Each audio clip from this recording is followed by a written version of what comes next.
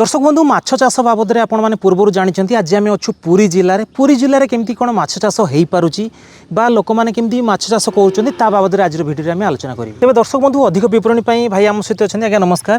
ई farming Odisha YouTube channel को आपको स्वागत करुच्ची। आप परिचय टी दर्शन मो ना सुनील कुमार मिश्र आम घर कोठसाई पिपिली ब्लॉक सरस्वतीपुर पंचायत जिला पुरी केते जगार आप एकर जगह उपर गड़िया करी हुड़ा करी।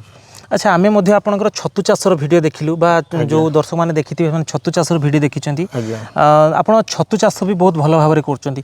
माछ चाष केमती कोन चली छी आपनकर? माछ चाष मु ए गड़िया टी खोलिथिली खोलला परे मोर आग्रह हला परे मु ता जेरे बाळ काटीरु जाळ आनिकिरी ताकू छाड़ीकिरी मु 5 वर्ष हला करूछी। अच्छा एथिरे को प्रकार माछ आपण करचंती? भाकुर मिट्टी गाली कला बंशी रोही भाकुड़ मिरकाली कला बंशी प्रकृत में को माछ? कला बंशीटा सेटा से रोही टाइप रो किंतु कला हेकरी तार स्वाद टिके भलो। अच्छा एथिरे केते कोन माछ आपण छाडुचंती? मु 2000 माछ छाडीची जाळ।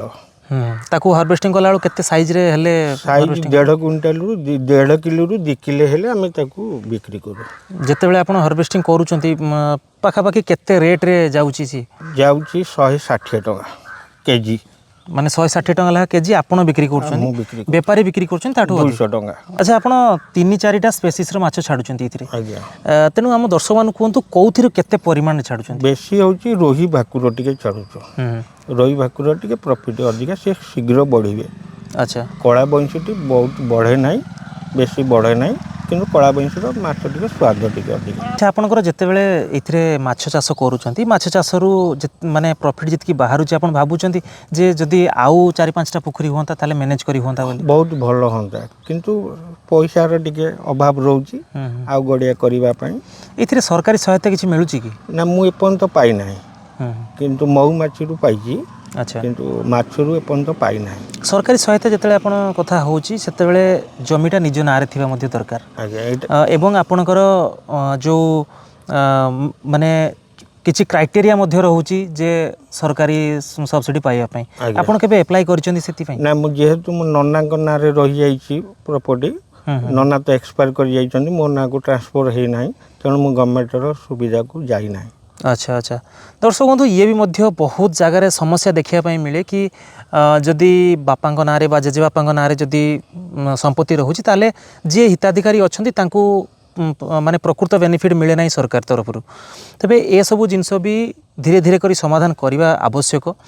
जदि आपन को किसी सरकारी सहायता मिलता आपण आउ टिके आगो को जानते? बहुत आगो को जानते। माछों को जो दाना दौरान आपण हमर गोटा फिशरी रो नंडी दाना सेटा 25 केजी आसुची गोटे पैकेट तार दाम 1000 टंका ताको पकिया जाउछ। गोटे एकर आपनकर जगह कहले? आज्ञा वर्ष जाकरे माछ जाळ गला किछि रोग पोक लागिले सेथि पई गला पैसा आ दाना पई पैसा चून भी पड़े बा पोखरी जो मेंटेनेंस रहउची से सब जिंस पई खर्च जति जाउची खर्च जाई कि केते पैसा लाभ होउची?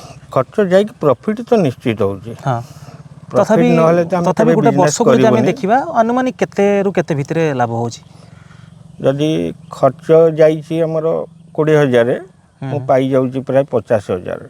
अच्छा माने जदि आमे देखिबा भलो प्रॉफिट मध्ये अछि। वर्ष को केते थरो आपण जाळ छाडुचंती और केते थरो हार्वेस्टिंग? जाळ गोटे थरो भी छाडुची हार्वेस्टिंग भी गोटे थरो। जेतेले हार्वेस्टिंग करछंती कोन सबु तक माछ एका संगे? ना सबु जाउ नै बड़ साइज तक देई दिए आ जोडा को सबु 700-800 रहे ताको रखी दिए।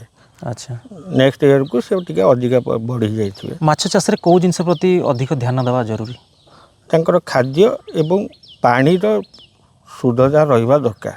पानीटा भलो थिबा दरकार तेणु से आम चून फून पकाऊ यूरिया पीडिया भी पकाऊ।